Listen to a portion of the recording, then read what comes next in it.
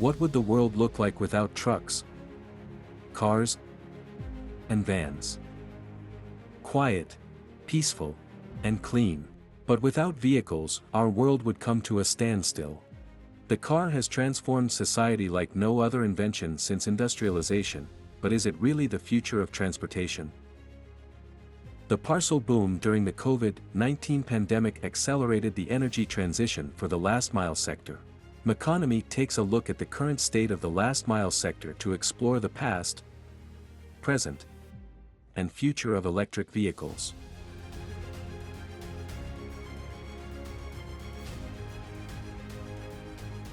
The invention of the automobile allowed modern societies to thrive and grow without depending on long horseback journeys. This new form of transportation revolutionized the movement of goods, people, weapons, and ideas, transforming city infrastructure. It enhanced our quality of life by making access to jobs and services more convenient, and entire economies were built around the automobile. Today, the last-mile sector is transforming our lives once again.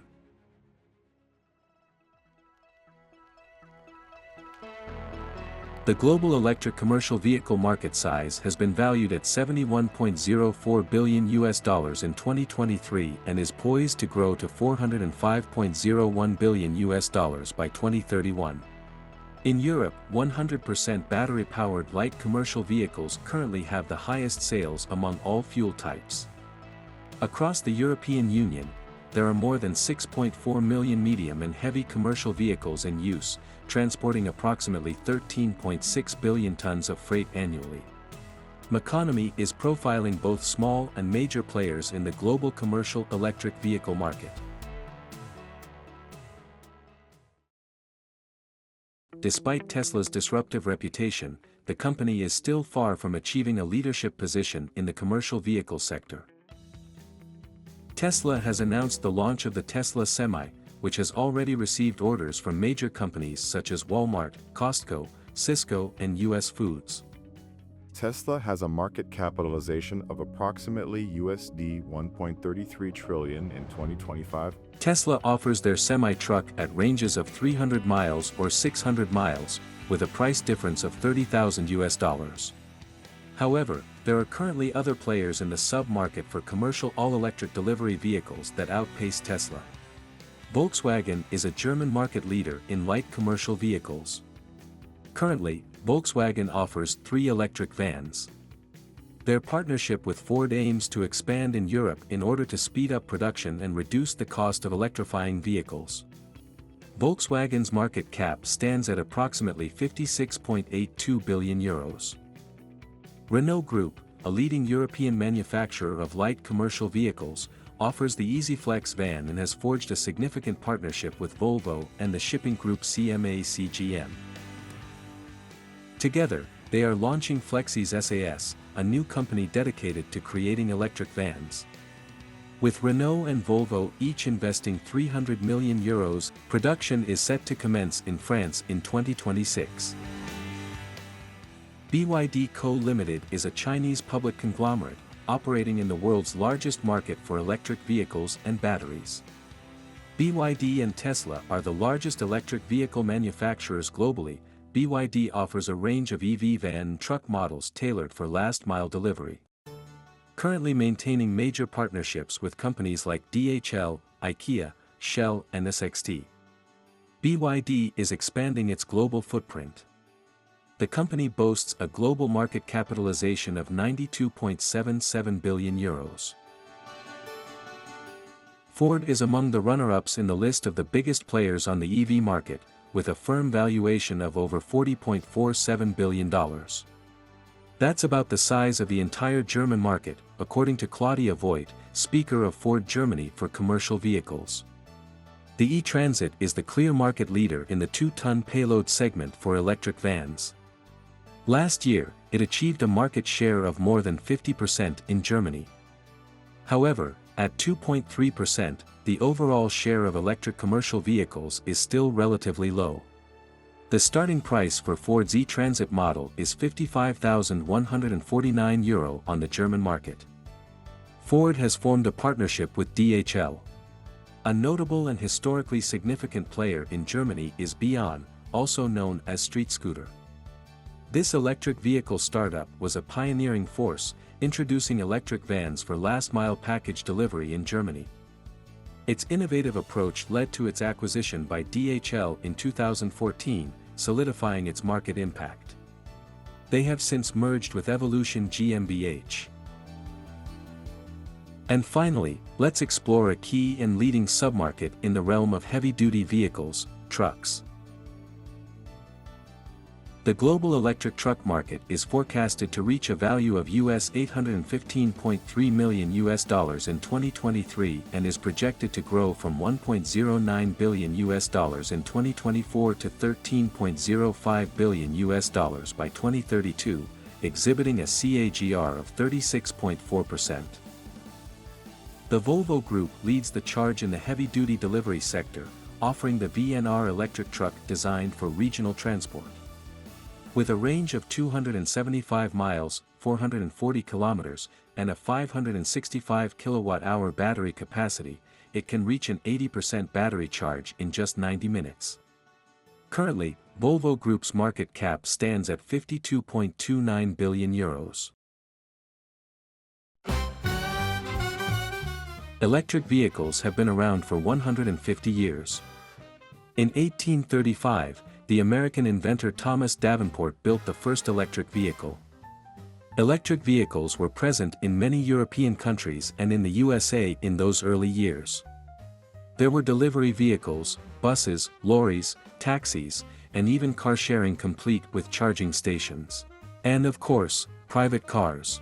Already by 1900, 38% of all cars were electric vehicles. Despite this, e-mobility did not catch on as the decades passed.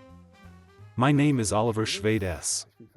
I am a transportation scientist and have been a visiting professor for transport planning and politics at the Technical University of Berlin for the last 9 years. We have created spatial structures that can sometimes no longer be accessed other than by car. And so we now have a situation for everyone involved where they are literally dependent on the car. But basically you can say we live in a car society today. At the end of the 19th century, electric vehicles were expected to replace dirty horse-drawn carts.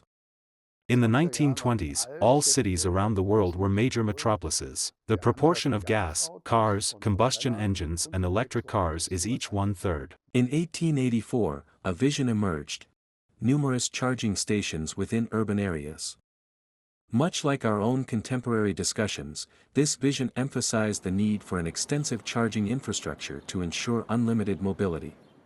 And the electric car was already considered the city car back then. In fact, these city cars were already largely maintenance-free in those days. And then the idea of a maintenance-free car was stigmatized. They said it was only a women's car, because it's maintenance-free and women don't have to mess with the engine if it breaks down and things like that. Only men can fix and maintain the gas engine. And that was the attitude in the past. And men viewed the internal combustion engine as a masculine challenge. In 1917, during the First World War, Germany established a committee for standardizing machine components. This initiative aimed to streamline industrial practices, but notably excluded electrical vehicles from the standardization process. This decision had a significant impact on the development of electromobility during that period. In the past, influential lobbies pushing for affordable fossil fuels wielded significant power, while a widespread awareness of the damaging effects of pollution remained limited among the general population. In the end, the combustion engine prevailed. I think that goes without saying. Yes, for a long time we didn't know at all what negative environmental and health effects the combustion engine would have on such a large scale. Many technical features from the electric car, for example the electric ignition mechanism, have been transferred to the combustion engine. You no longer had to wear out your arm to turn the crank, and the combustion engine took over, and then that was actually the ultimate improvement. Everyone wanted the racing limousine that had everything, one that you could drive 500 or 600 kilometers without stopping. That was the dream and that was the vision. And then that dream was realized. Price, functionality, safety, range, speed, noise level, and durability were key considerations for both manufacturers and consumers in the early automotive industry. These factors remain important today, alongside advancements in energy efficiency, insulation, and energy recovery. Innovations like mufflers and rubber engine mounts improved comfort in gasoline-powered cars, while affordable gasoline prices made cars economically appealing.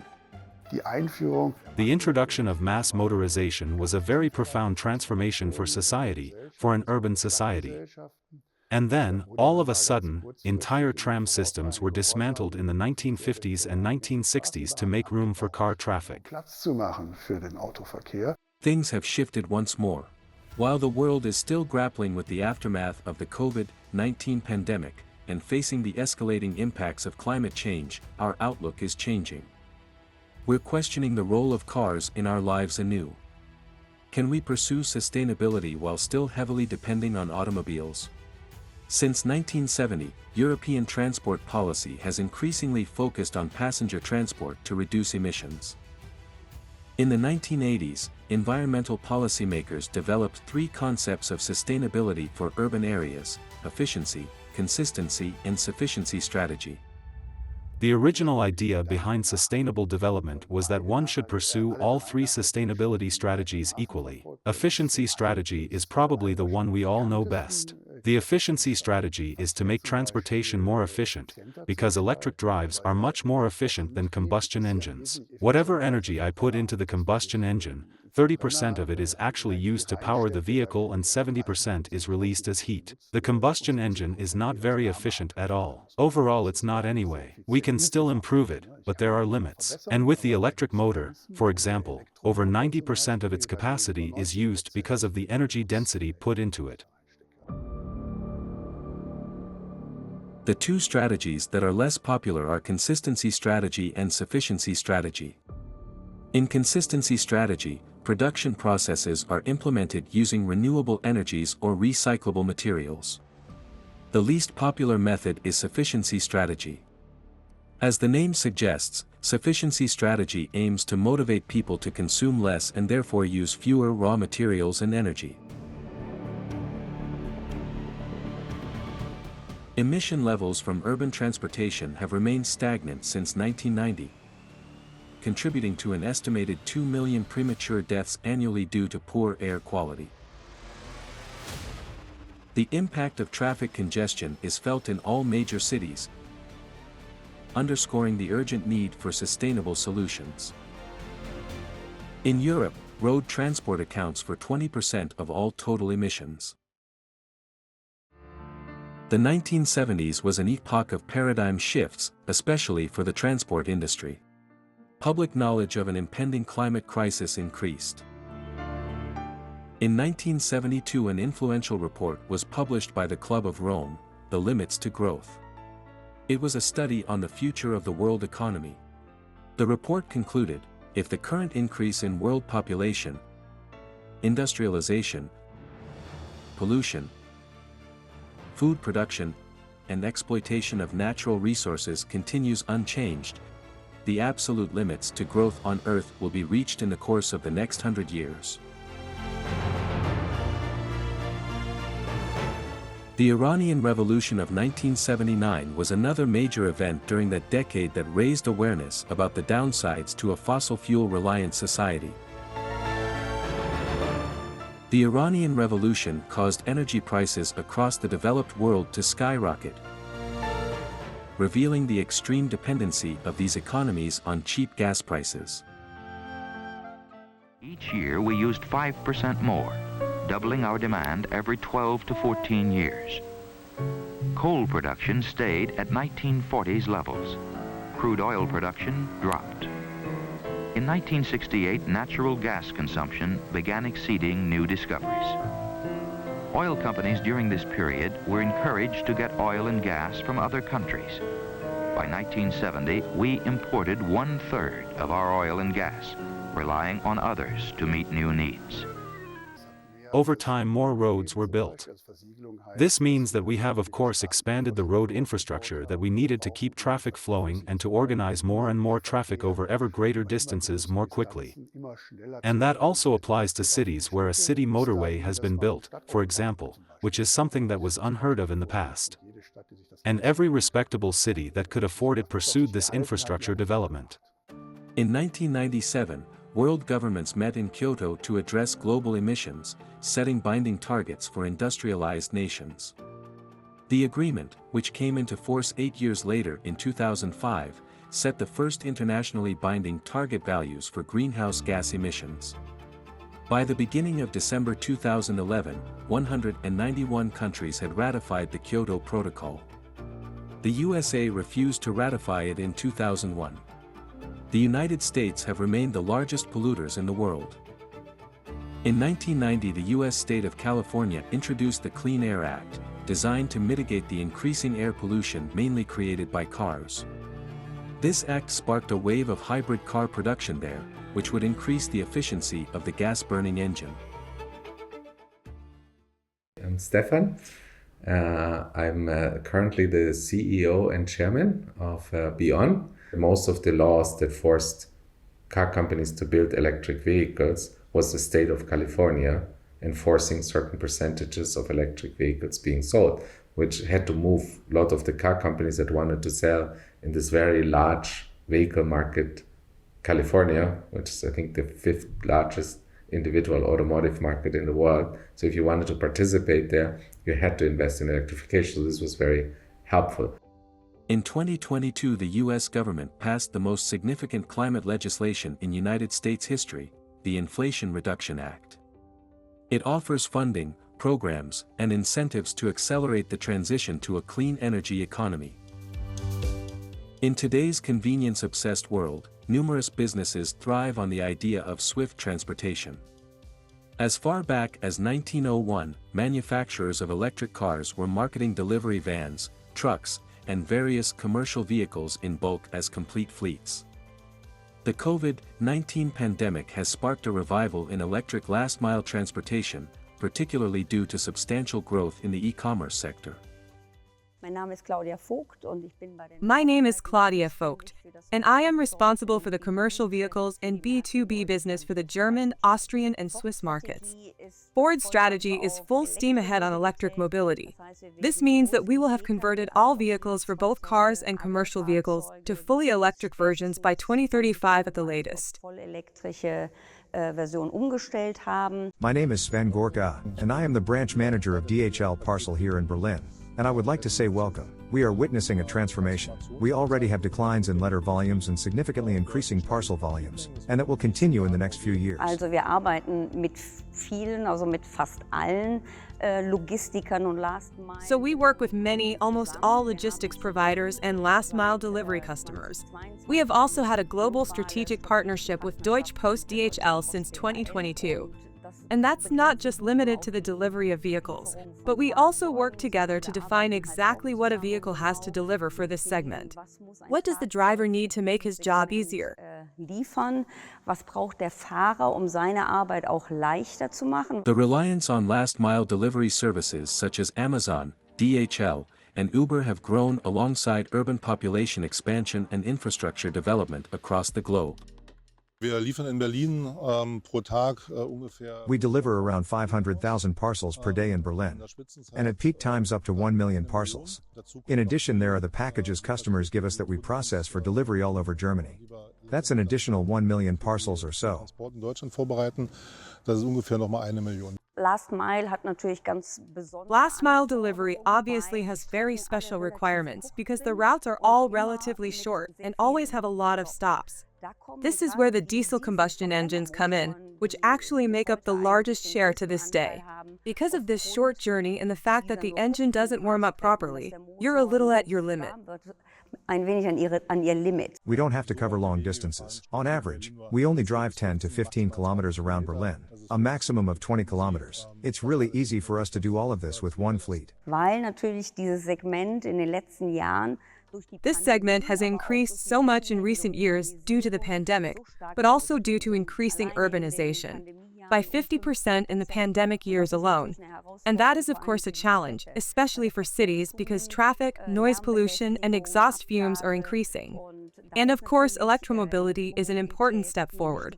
The municipalities, the manufacturers, and all partners in this ecosystem must work together so that the delivery service becomes increasingly sustainable and emission-free. Nachhaltiger und auch emissionsfrei wird. The last mile sector is one of many facing a radical change. In 2013, 59 billion parcels were shipped around the world. In 2021, that number almost tripled to 159 billion parcels.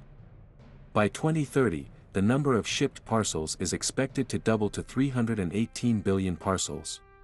The push for electrification in the transportation sector is also political. The goal is to implement e-mobility throughout every sector in society. We have several challenges. On one hand, we need to mention that we have to build our own charging infrastructure network. For example, at locations like these. On the other hand, you need partners to manufacture these vehicles in the first place. We have seen in the last 2 years that supply chains have also been very unstable. We had some delays. Now they are stabilizing again. Now we're getting back to the stage when we will be introducing new vehicles again and ultimately taking combustion vehicles out of circulation.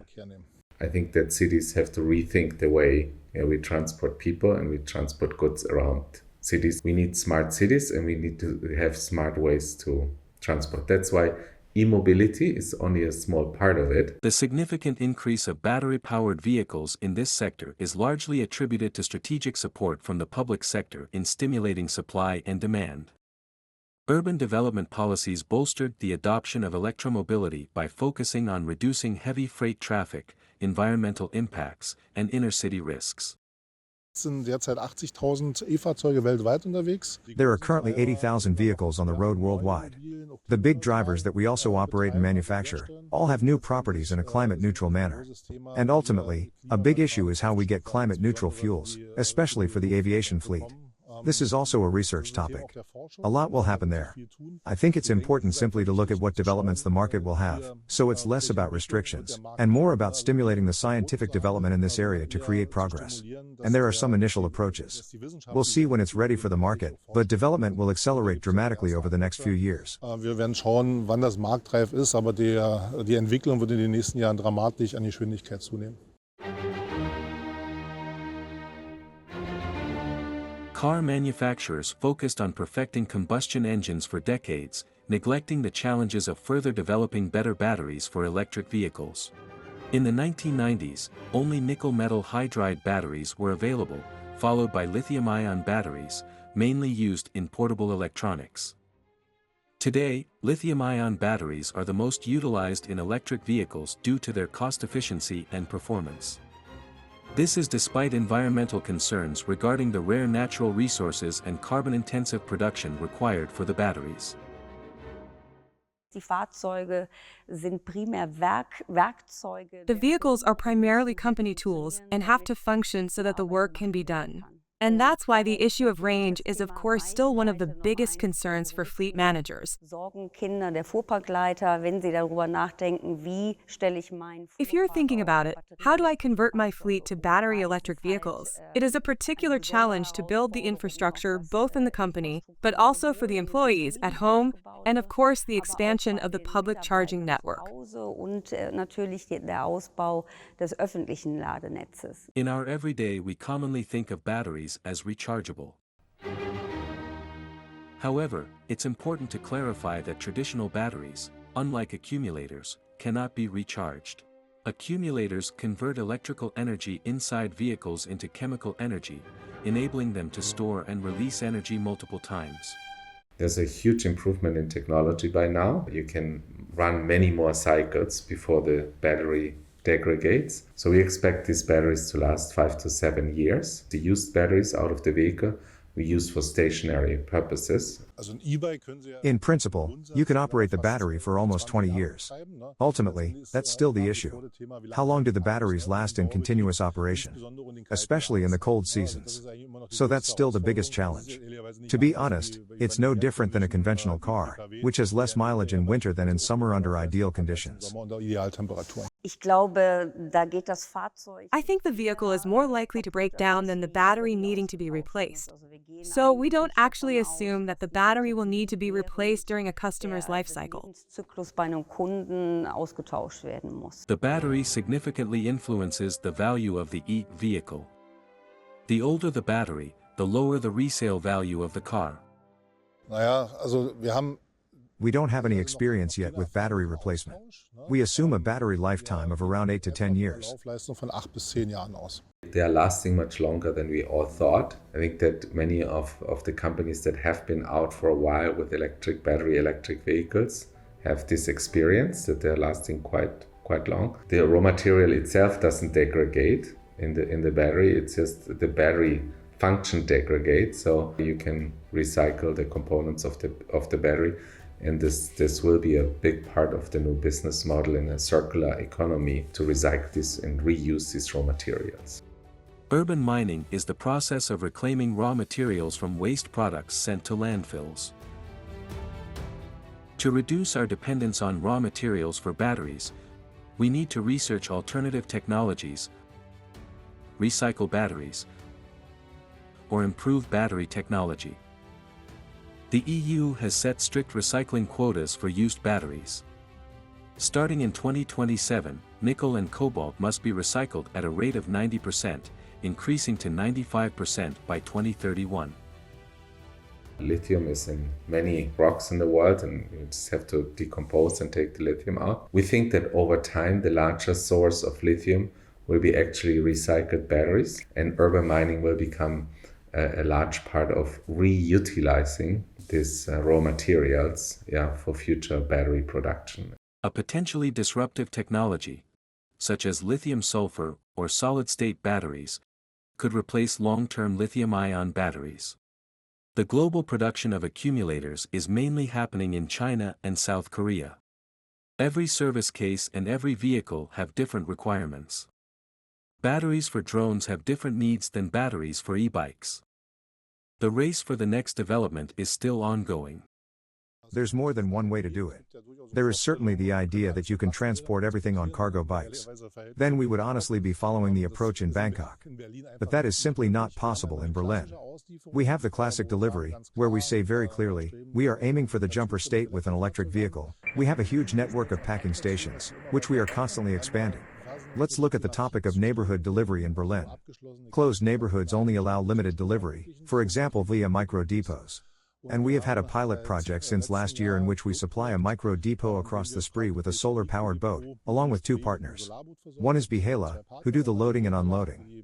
We are the DHL partner branch here in Berlin, and another is Solar Water World, which provides the boat itself. With electrification, the automotive industry will rely more and more on costly specialty materials, including cobalt, lithium, copper, nickel, manganese, and neodymium. To maintain their competitiveness in the industry, car manufacturers must secure these raw material markets and conduct research into batteries that will make cars viable for the future. The growing demands for e-mobility will also increase the demand for raw materials and its dependence on countries that source them, such as China, which is the leading supplier for battery-grade minerals. This is still an incredibly wasteful industry, right? Number one, many of the vehicles we build are not being used at their full potential. When you look in cities, how many vehicles are parked and not going to be properly used all the time. Then also the efficiency on how we deliver packages, on how we move people, right? With the traffic systems not being smart. The expansion of renewable energies is critical for electrified, largely emission-free road transport. On June 8, 2022, a majority in the European Parliament called for an end to the production of combustion engines. From 2035, only cars that do not emit any climate-damaging greenhouse gases will be allowed on the market in the EU. In the U.S. state of California, the sales ban is expected by 2035. Only 8 other states in the U.S. are following California's lead. China, the upcoming economic hegemon, is banning sales by 2030. Unsere Werke haben das Ziel, je nach Standort. Depending on the location, our plants have the goal of becoming fully climate neutral by 2035. Also das Werk So the plants in India and in Turkey will be climate neutral by 2030. neutral sein. Here in Cologne, we already produce in a climate neutral way. Und natürlich wollen wir, dass die Lieferketten And of course, we want the supply chains to be completely climate neutral by 2035, at least for our direct T1 suppliers. Wir haben sehr hohe Investitionen. We have invested very heavily in our water management, for example, so that we recycle water, use water more efficiently, and we also use solar energy. Effizienter nutzen, aber auch We have installed large solar systems on the factory roofs. Solaranlagen auf den Produktionsdächern installiert. The main challenges for a widespread adoption of electric vehicles can be broken down into three categories: affordability, practicality, and sustainability. First, affordability is an important reason why we do not see more electric cars on the street today. Also ein E-Van kostet ungefähr. An e-van costs about twice or double as much as a traditional van. If it's an LKW, then it quickly becomes 3 to almost 4 times as much as a normal conventional combustion engine. Eines normalen herkömmlichen Verbrenners. Depending on the equipment, the Ford Transit model costs just under 60,000 euros in Germany. Even though decreasing the prices of electric vehicles would improve their popularity, the ongoing financial crisis is instead causing prices to increase. Wie bei den Wartungs- und Verschleiß. In the first comparisons of the transit combustion engine compared to the battery electric version, we saw a decrease of 40% in maintenance and wear and tear work. That's expected. There are no significant wear parts in a battery electric vehicle like in an oil vehicle. There is less wear on the brakes, but there are many parts required for a combustion engine that don't exist in an electric vehicle, so they never need to be replaced. Dadurch halt auch nie ersetzt werden müssen. And that is, of course, an important factor when considering the overall costs. So, in addition to the vehicle costs, which are still very high in some cases, there are, of course, low costs. When it comes to fuel, that is when it comes to charging, because the charging costs are there, and also in terms of maintenance and wear. Und eben bei Wartung und Verschleiß vor allem. In countries like Japan, electric cars and vans are already more affordable than in other parts of the world. Governments worldwide offer incentives to both private customers and companies to purchase electric vehicles. This support aims to enhance visibility and adoption of e-mobility among individual users and throughout entire economic sectors, such as the last-mile delivery industry. Letztendlich sagen wir, müssen die entscheiden die Menschen. Ultimately, I say we have to let the people decide. How do they want to live, and also what needs to be regulated? Where can you park at certain times? Where are there loading and unloading zones, or where can they be made? But when planning a neighborhood, we set up a micro depot where we can actually deliver the few meters at the end of the supply chain with a cargo bike and reload it sensibly. Zustellen und auch sinnvoll nachladen können. The development of electric passenger vehicles is miles ahead of the development of electric trucks. The transport of goods is still dominated by gas-powered trucks and heavy vehicles. The urgency of the issue has caught the attention of many scientists around the world. When I say sustainable cities and transport development, that needs to be explained. It is nearly impossible to imagine that we can achieve the required standards for sustainable car traffic. There are plenty of studies that have been done on this topic. For example, we would need to reduce car traffic by 50% in all German cities nationwide. The pressing need for charging stations and the current lack of them is causing skepticism and reducing purchases of electric vehicles. It is essential now to scale up the infrastructure for electric vehicles, and yet the process has just begun. Für uns ist halt wichtig, das Fahrzeug. It's important to us. The vehicle is increasingly becoming a smartphone on wheels, through the model we install. The data is collected in the vehicle, but also the vehicle collects data while it is driving and working. The data can be used by the customer to optimize their routes. Especially in last-mile delivery, the routes can be optimized just like the car, just like the packages it delivers in the most efficient form. Können die Strecken optimiert werden? Wie distribuiere ich die Pakete in der Effizienz? Data is particularly important for battery electric vehicles, and this data can be used in a variety of ways. Diese Daten können vielseitig genutzt werden. Wir investieren sicherlich in das Thema KI. We certainly don't always invest in AI. We do have optimal route planning, as we already use it now, to optimally design the routes. But we already use it. We'll see how far we can expand the solar boat, and it always needs to include a partner. You need the infrastructure. That's actually the biggest challenge. Also with the solar boats. Yes, technology and technical innovation is important. But it's not enough. It is necessary, but it is not sufficient, as the saying goes. Infrastructure in cities has been continuously developed and redesigned to facilitate the movement of vehicles, especially those that use fossil fuels. Now cities are rethinking their infrastructure to make accessibility better for electric vehicles. Before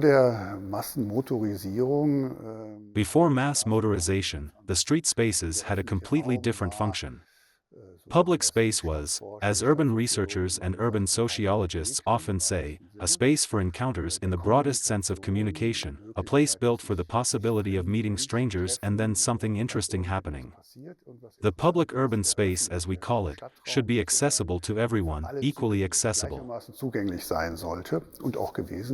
infrastructural aspect that is important for commercial e-mobility is access to fast chargers. Publicly accessible fast chargers, especially those located along motorways, enable longer journeys and can address range anxiety, which is a barrier to EV adoption. The good news is the real estate for a charger is much less than the real estate for a gasoline. The real estate for a charger is also much more sustainable than the real estate you need for a combustion engine distribution network. To encourage wider EV adoption, public fast chargers can also provide charging solutions to consumers who do not have reliable access to private charging. In Europe, the overall fast charger stock numbers over 210,000 fast chargers in 2025. A fast charger can recharge a car in 30 minutes. An agreement between the European Investment Bank and the European Commission will make over €1.5 billion available for alternative fuels infrastructure. We are still a long way off from achieving a completely electric transport goods industry. The last mile sector needs to diversify their approach with new vehicles for the transition. The packing station is essential because it really saves on travel. It's also useful for the customer when they live in a residential area and they aren't reachable for some reason. For example, if they're at work and we have no way of delivering to them directly. Large companies which transport goods to our doorstep, supermarkets, and clothing stores carry a large responsibility to go net zero. Their means of transportation create immense pollution, but they can also afford to make changes. The global share of electric-powered light commercial vehicles is only 3.6%, which is meager when we consider that light commercial vehicles take up 1/4 of the total share of passenger cars. Already in 2020, 80 different manufacturers of electric vehicles were active on the Chinese market. Also der chinesische Markt ist ja auch insgesamt der größte Automobilmarkt. The Chinese market is the largest automobile market in the world overall. And of course it is also characterized by the fact that there are many megacities there. And I believe that with these cities and the explosion of the auto industry in China, which is growing as quickly as the automobile market is, the only answer can be electromobility, because otherwise the cities would collapse completely. Weil sonst die Städte komplett kollabieren würden, Where CO2 and air quality are concerned, the Chinese government also intervenes in the market with incentives programs and massively supports electromobility. Mit Incentivierungsprogrammen in den Markt ein und unterstützt die Elektromobilität massiv. China leads the way in transitioning to an electric society, thanks to robust policy and government-subsidized support from the Chinese Communist Party. This backing has enabled China to adopt electric vehicles at a much faster rate than Western countries. Electric cars and vans are more accessible to the middle class in China compared to Europe and the United States. Moreover, China's investment in infrastructure is unparalleled, with 1.76 million EV charging stations already installed. But could our future also look completely different? Es gibt natürlich verschiedene Megatrends in der Gesellschaft. Einer ist Urbanisierung und dann gibt es noch viele andere. There are of course various megatrends in society. One is urbanization, and then there are many others. And of course, when you think of delivery services, you immediately think of electrification, but perhaps also of autonomous driving. Especially in an aging population, it can be an enormous advantage if such services are brought to your doorstep by electric vehicles, and especially in urban centers. It is becoming less and less necessary to own an individual vehicle, I believe it will be a key element to implement a mobility concept in urban centers that consists of many components, where many different providers work together to provide the perfect mobility solution for the individual, resident of the urban center, so that there is much less need to own a car in the future. Darzustellen, sodass es da viel weniger notwendig sein wird, in Zukunft ein Auto zu besitzen. Of course, if you live in the country, this will be a completely different challenge than if you live in the middle of the city center. And some cities like London or Paris are already progressing a little faster than we might in Germany. Schreiten da ja auch schon ein bisschen schneller voran als wir in Deutschland vielleicht. Singapore is an example where car traffic plays a very minor role. Because the government has simply made it so expensive that hardly anyone can afford a car. And when it's a status symbol, it's desirable, but also not possible for most people to drive around in their own car. The global consensus is that our future will be powered by electricity. Governments and industries are pouring significant investments into this transition. If we want to preserve our planet, it's crucial for everyone to participate. Industries must take a leading role in bringing this transition to fruition.